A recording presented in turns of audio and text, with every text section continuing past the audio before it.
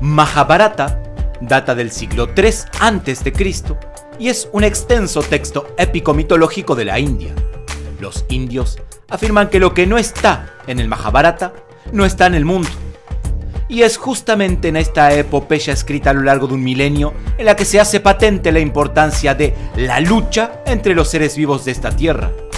Porque a pesar de considerarse a China o Japón como los epicentros principales y exportadores de artes marciales, es el subcontinente indio el que al parecer surgieron algunas de las manifestaciones más tempranas de la lucha, que entonces salvaban y quitaban vidas, y que ahora se han mantenido como manifestaciones culturales, como lo es el caso, por ejemplo, del Kalaripayat en el suroeste del país.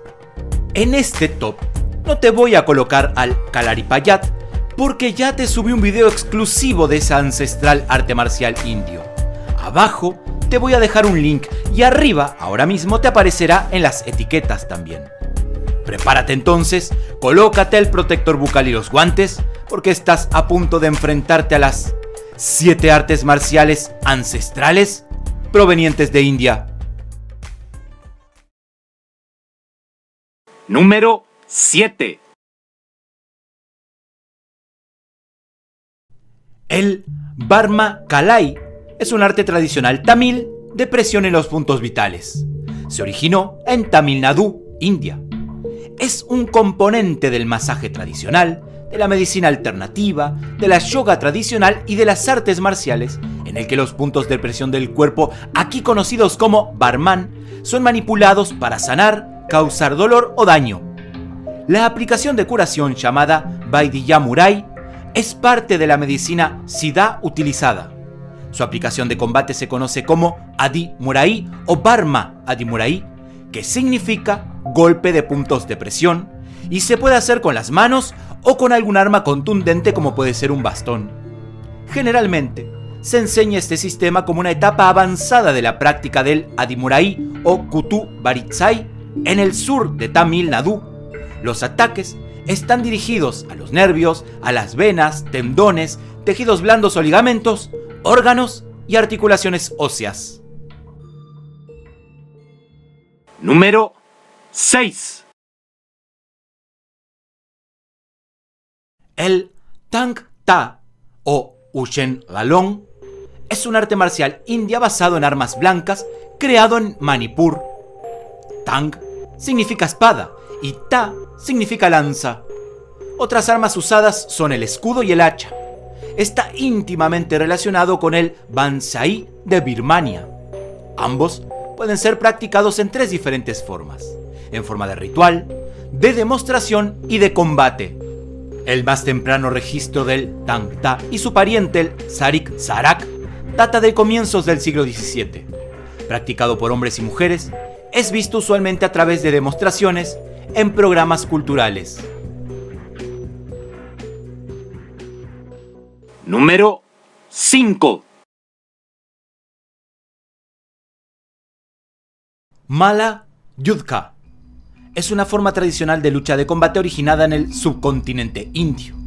Está estrechamente relacionado con los estilos de lucha del sudeste asiático, como lo es el Navam, y es el antepasado del Kushti. Mala Yudhka incorpora agarres, roturas de articulaciones, puñetazos, mordiscos, asfixias y golpes a los puntos de presión. Los partidos se codificaban tradicionalmente en 4 tipos que progresaban desde concurso de fuerza puramente deportivos hasta peleas reales de contacto completos, conocido como Yudhka. Debido a la violencia extrema, esta forma final generalmente ya no se practica. La segunda forma, en la que los luchadores intentan levantarse del suelo durante 3 segundos, todavía existe en el sur de la India. Además, Mala Yudha se divide en 4 categorías. Cada Yudhan lleva el nombre de dioses hindúes y luchadores legendarios. Hanumanti se concentra en la superioridad técnica. Bhubanti usa bloqueos y hacinamientos para obligar al oponente a someterse, mientras que Haran Sadi se concentra en romper las extremidades y las articulaciones durante la lucha. Número 4. El Gatka Es un tipo de combate indio que se originó alrededor del año 1600 después de Cristo, dentro de la entonces recién formada religión Sikh. Fue establecido desde entonces por el gurú Sikh Sri Hari Gobind Ji, el sexto gurú descendiente de una gran gama de maestros espirituales dentro del sijismo.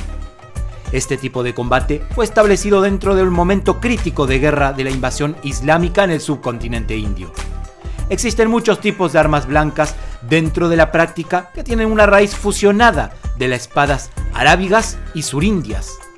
El arma principal se llama Kanda. Es el propio símbolo dentro del sijismo de la rectitud, la inmortalidad y la justicia. Es un arma que tiene que medir aproximadamente todo el miembro inferior del practicante, desde la cabeza del fémur hasta el tobillo. La espada Kanda está hecha principalmente de bronce y acero cromado y pesa unos 4 kilos, lo que la hace bastante difícil su manejo y su aprendizaje. Número 3. Pelghwani, también conocido como Kushti, es una forma de lucha disputada en el subcontinente indio. Fue desarrollado en el Imperio Mongol al combinar el persa Kushti Pelghwani con influencias de la India nativa Mala Yudha. La palabra Pelghwani y Kushti derivan de los términos persas Pahlavani, que significa heroico, y Kushti, que significa lucha, encendido o asesinato, que respectivamente significaría algo así como lucha heroica. Es probable también que el término se derive de la palabra iraní Pahlavi, que denota a una persona de ascendencia iraní. Un jugador de este deporte se le conoce como Pehlawan, palabra de origen persa para héroe, mientras que los maestros se les conocen como Ustad, también palabra de origen persa para nombrar un maestro. Uno de los practicantes más famosos de este sistema fue Ghulam Muhammad Bajt, conocido como el Gran Gamá, considerado uno de los mejores luchadores de todos los tiempos. Pelghwani influenció mucho en la lucha libre, que a su vez inspiró a la lucha popular, la lucha libre y las artes marciales mixtas. Número 2.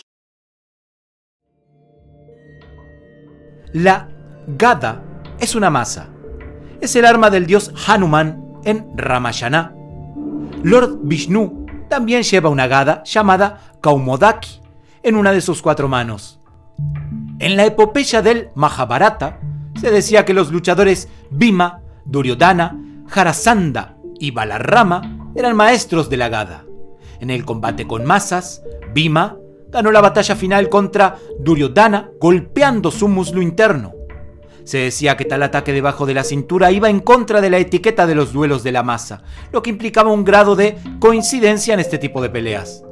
Fue y sigue siendo utilizado como equipo de entrenamiento por los luchadores hasta la actualidad. La Gada tradicional era esencialmente una esfera de madera o acero montada en un mango y con una sola punta en la parte superior. Una cabeza de masa alternativa era el Padam en forma de loto. Según el Agni Purana, el Gada se puede manejar de 20 maneras diferentes. Debido a su peso, se dice que el Gada es el más adecuado para los luchadores con una gran construcción y fuerza física. El mazo o masa mongol, conocido como Hurd Gadah, tenía una cabeza que constaba de 8 a 10 cuchillas en forma de pétalo. Equipado con una empuñadura de canasta, un pomo esférico y una parte superior con púas, este tipo de garrote fue diseñado para vencer a los oponentes vestidos con armaduras. Alternativamente, algunos gurg tenían un top con púas y un protector de mano. Número 1. Shastar Vidya es un arte de campo de batalla Sikh centenario que se traduce algo así como la ciencia de las armas. Desde mediados del siglo XVI, las tribus Sikh del Punjab se convirtieron en los principales custodios y amos de este sistema de lucha. En el norte de la India se cree que este arte es el padre de todas las artes marciales.